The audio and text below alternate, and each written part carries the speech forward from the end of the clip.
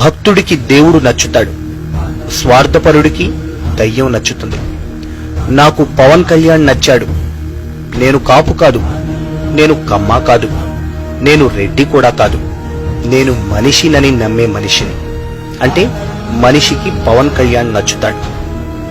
నేను ఇప్పుడే 20 నిండిన కుర్రకారు కాదు పవన్ సినిమాలు చూసి ఊగిపోవడానికి. నేను 40 నిండిన జీవితాన్ని.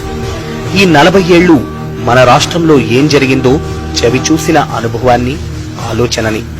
అంటే ఆలోచనకు, అనుభవానికి పవన్ కళ్యాణ్ నచ్చుతాడు. నేను ఏదో ఒక అవసరం ఉన్నవాడిని కూడా కాను.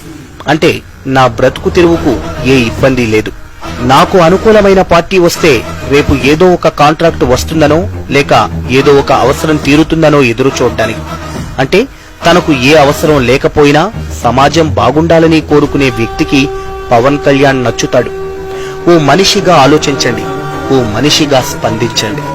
ఏళ్ల తరబడి పాలించి ఒక ప్రాంతాన్ని, సొంత కులాన్ని పెద్ద చేసిన పచ్చ కామెర్లకు కాని, తాను పాలించకపోయినా పాలించిన వాళ్ల అండతో భూములు, కోట్లు లక్షణంగా స్వాహా చేసిన నేరచరితులకు కాని ఓటేసి ఓటరుగా పతనం కాకండి. కోట్ల మంది అభిమానులను, కోట్ల రూపాయల రెమ్యునరేషన్ ను త్యాగం చేసి జనం కోసం వచ్చిన జనసేనాని పవన్ కళ్యాణ్. జనసేన గాజు గ్లాస్ కు ఓటేద్దాం, ఓటును దుర్వినియోగం చెయ్యమని బొట్టేద్దాం. ఎప్పుడూ ఎవ్వరికీ ఏ మేలు చెయ్యని మనం మన ఓటు జనసేనకు వేసి మనుషులందరికీ మేలు చేద్దాం. మనిషి కోసం మసలే సమాజం నిర్మిద్దాం.